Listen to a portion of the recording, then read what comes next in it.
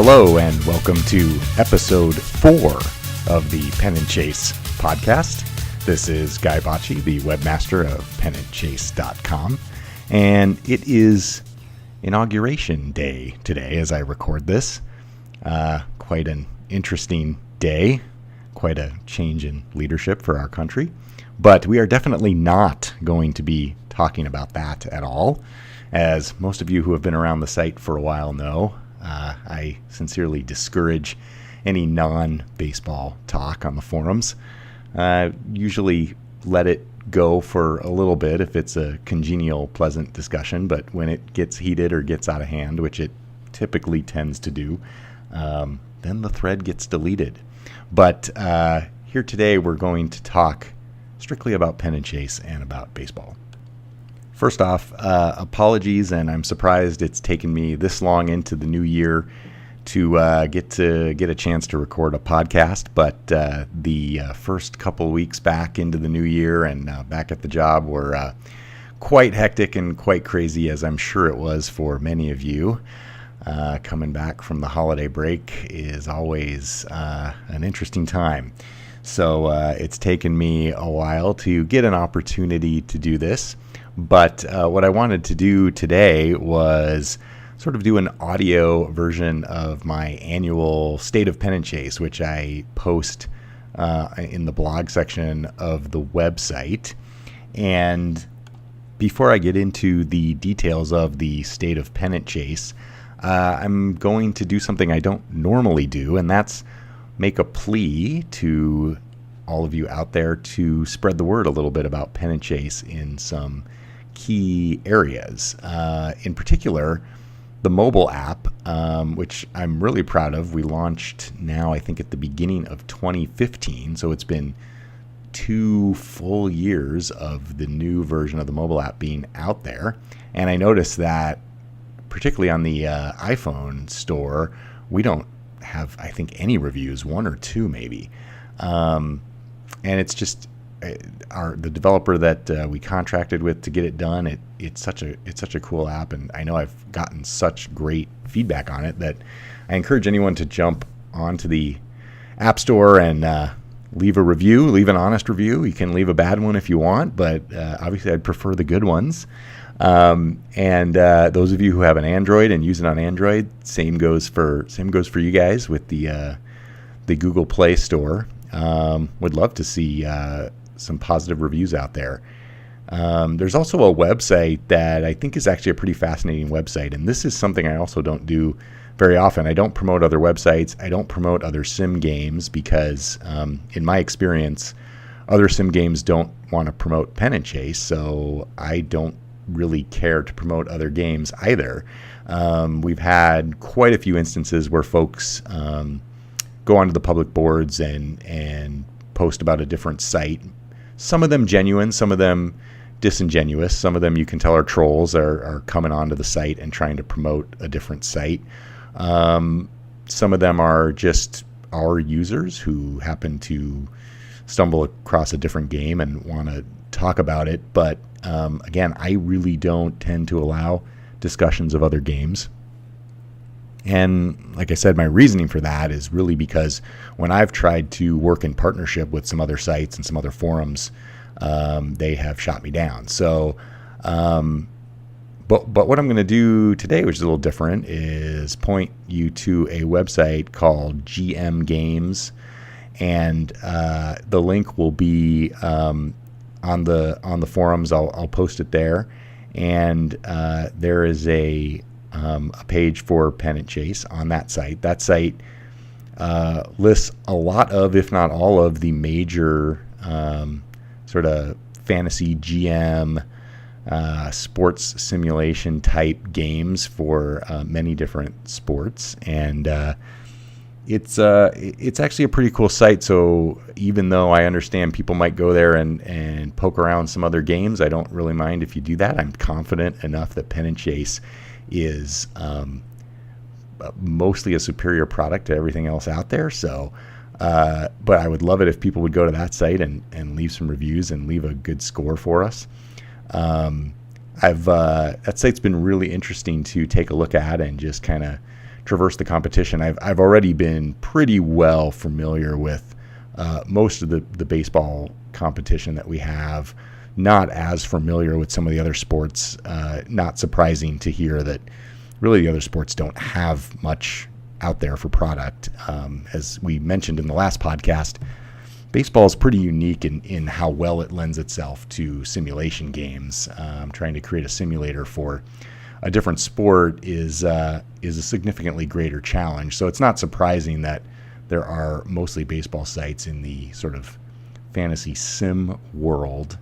But check it out and give Pennant Chase a positive review. This is a rare pitch and a rare plea to have people go do that, because I think all the work you guys have put in, all the work the great commissioners have put into this site, we all kind of deserve it, and it helps, bring more good players onto the site. And I've noticed a little bit of a surge. We usually do have a holiday surge, and coming into the new year, a lot of folks are finding the website, and we seem to have gained a handful of really engaged, really good users. And at the end of the day, that just really increases the quality of all the leagues you guys have put so much work into, and increases the quality of the site overall. So really excited to see that. That segues pretty nicely into the topic of the state of Pennant Chase. What I've been doing every year is sort of recapping where we are in terms of the health of the website, and that includes how many users we have. And so the deal is I purge inactive users at the end of every year. If you haven't been on the site for a while, the account basically gets deleted, and then we kind of have a new number of relatively recent and active users. So I'm kind of going to read this right off the website. At the end of 2015, we were left with 10,500 accounts. At the end of 2016, we ended up with nearly 12,000. So that is a gain of about 125 users signing up, finding Pennant Chase and signing up every single month, 125 a month. That has been a pretty consistent number over the last few years. It's split, I think, between mobile. Mobile drives a lot of people to the site. The app stores, the iPhone App Store in particular, the Android App Store, it probably drives about half of that 125. And then, of course, just Google searches on the web drive the other half, and then sprinkle in some referrals, friends of friends of friends, telling each other to join the site. Those are always a handful every month, so that kind of gives you a sense of where the folks are coming from. It always amazes me how many people the app stores bring in. I mean, it's just, that is such an amazing avenue for really promoting the site. I wish it were easier to get some visibility on the App Store, but it still does bring in a fair amount of users. So at the purge at the end of 2016, 3,000 accounts were deleted. That's a pretty big number. So that brings our new total of accounts a little over 9,000. It's a pretty big drop. I was hoping not to drop under 10,000 at the end of the year, and we actually did, and now we're a little over 9. So basically the way that works out is that we're adding 1,500 people a year, but then we're purging 3,000 a year for a net loss of 1,500 people. So that's I wouldn't call it an alarming trend. I would just say it's an interesting trend. And it's very possible that that trend could continue, and we could sort of stabilize at some point somewhere around the 2,000 to 3,000 account number, which sounds low if you think about the fact that at one point in time we had 12,000 people in the database. It's really not that surprising because most people, if they sign up for any website, not just Pennant Chase, if they sign up for any website, most people are going to not be active or not engage with that website. your percentage of users that are going to turn out to be engaged users is a fairly low percentage in general out there in the web. So it's not unusual that, if we're saying that, we've had 12,000 at one point, and out of those 12,000, maybe only 3,000 are active over the course of a year. That's not totally unusual. That's about a quarter. So, not a huge deal. What I noted in the state of Pennant Chase is that I think we have the most passionate, active group of users that we've ever had. I mean, I think the site has really gotten to a point where we have such an amazing group of users, and it really, I think, has stemmed from the growth of the strength of the custom leagues, and the fact that the site has really shifted from an auto league driven site to a custom league driven site. And that means the folks that are here and active and engaged are very passionate about it. And so I think that's really cool, and I think that gives me hope that we can keep this thing going for quite a while. For obvious reasons, I don't really talk much about money, but financially, we're basically in the same spot. I mean, the site is making generally a stable amount of money, the same amount of money that it has been over the last couple of years, and the vast majority of that goes into savings for the site when we get to a point where we need critical upgrades for servers or anything of that nature. The mobile app was a good example.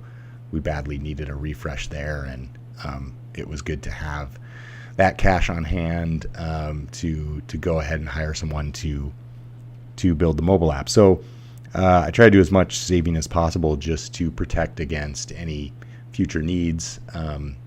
We do have, coming this year, our contract for our database is up, so I'm going to have to figure out whether I'm going to extend that or try to find another solution that might be more economical. So that'll be one of the goals for this coming year. I talked a little bit about what's coming up for Pennant Chase on the website, and what I mentioned was the site could use a refresh on usability and make it more friendly to newbies and even those who have been around for a while. If I had to put one big goal out there for 2017, I think it would be to start testing some different approaches to reimagining some of the key areas of the site.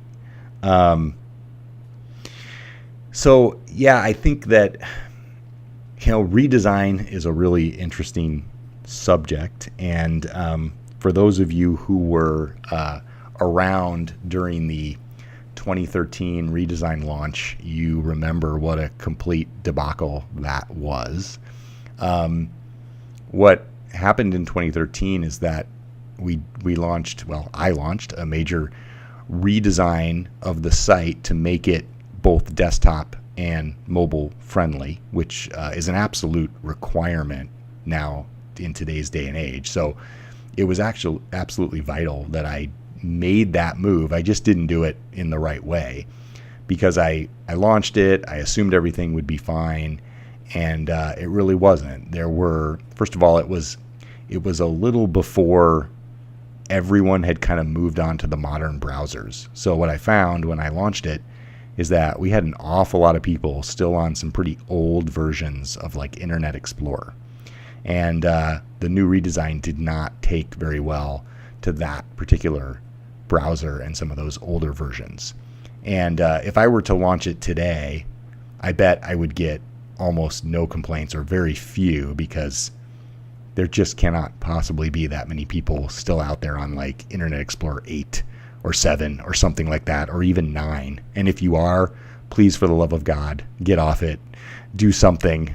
Get Chrome, get Firefox, get Edge, or even get Internet Explorer 11. As long as you have any one of those, you're fine. But if you're still stuck on like Internet Explorer 8 or 7 for some reason, I don't know how you're even able to surf the web, frankly. So I hope you're not. But if you are, you should probably get off that, because eventually you won't be able to use any site, including Pennant Chase. So it was a little before its time, ahead of its time. And of course, when folks are used to something, change is hard. And what it showed me is that everyone really loved the site and loved the design and loved the layout and loved how things were. And so those of you who experienced that I think it was around 2013 when this happened, you'll remember that I quickly scrambled and pivoted and sort of redesigned the redesign and tried to make it look and function much more like the old site, while still maintaining the capability to scale for mobile, and then added the features to allow users to see the full website, pinch and zoom if you want to, and if you don't like the pinch and zoom, the site will obviously default to a mobile view on your phone in your phone's browser. Some people, for obvious reasons, still like to do the pinch and zoom, particularly with baseball stats when you get these big tables. I get it. I get why people would just rather pinch and zoom. It makes total sense to me. I'm sure we're all big fans of sites like Baseball Reference, and I don't think anyone's figured it out how to really do it well in mobile. I can't stand Baseball Reference's mobile tables and view, and even with their site, I usually wind up just going back to the full site and doing a pinch and zoom because it's just too hard to see anything. I frankly like the way we've done it on Pennant Chase far better than the way Baseball Reference has done it. So it's a tough task redesigning for mobile. But this time, what I've learned is that I would gradually roll out and test any sort of redesign. And the goal, the site today, I think, works really well. I still think it looks pretty good. It may not look super, super modern, but I think it works pretty darn well for what it's intended to do. I'm sure for new people, I'd love to hear from some new people on the site and just how they're able to get around, if they feel like they're able to get around okay. I think once you're here for a little bit, you kind of pick it up and you're okay. But I do think, again, to future-proof it, it's always about future-proofing it. And I think there are certain aspects of functionality that could certainly be improved. There's a lot of sort of back-end architecture that I'd like to do differently and better. But I would say, instead of focusing on a redesign, there've been some really good requests coming this year on the boards. A lot of it is around having more control over specific players and their capabilities and their managerial strategies. So a lot of people are resurfacing some frequently asked for features, like being able to granularly control a base runner, whether he steals or not. As you guys know, if you got 8 speed runners, they're all going to run at the same rate. Some people want to turn off a particular guy from stealing at all. Same thing goes for pinch running. Some people want to just not have a guy pinch run. And pitchers is another area. So being able to set specific guys to come out after certain earned runs. So we do have the pitch count feature where you can pull an individual pitcher before or after his pitch count, which I think does help. I've leveraged that a few times to some pretty good success. But I totally understand that some people, you have your ace, like Sandy Koufax, who you're going to let him go a little longer. You're going to let him give up 5 or 6 earned runs just because he's Sandy Koufax. But, you've got another guy that, maybe as soon as he starts to struggle 4 earned runs, you want to get him the heck out of there or something like that, right? So that's another possibility. So I think that's another area of the site that would be intriguing to focus on for 2017. I do think that 2017 is going to be similar to 2016 in the sense that I won't have a ton of time to focus on the site. We did some really big things in 2015. We did the daily draft, which was a huge feature ad. We did the player progression categories. So, players used to progress all at one rate. And we added the different types of progression, which I think was a huge feature that was a game changer for the site. People had been asking for that for a while and said that if we could do it, it would be a game changer, and everyone was pretty much right. So 2015 was a really big year, and then 2016 was really a stabilizing year and just keep things going and fix some minor issues. 2017, I don't want to promise the moon, because I think it could also be very much a stabilizing year. But like I said, I think the big goals for 2017, maybe add some more player control features, because I think that's a big one that has bubbled up, and then see if there's an opportunity to start to roll out some different designs of the site, and by rolling out different designs, also roll out different features with those designs. So, a good example might be if we do start to change capabilities, managerial capabilities, that may be an opportunity to not only do the back end change, but to roll out a design change.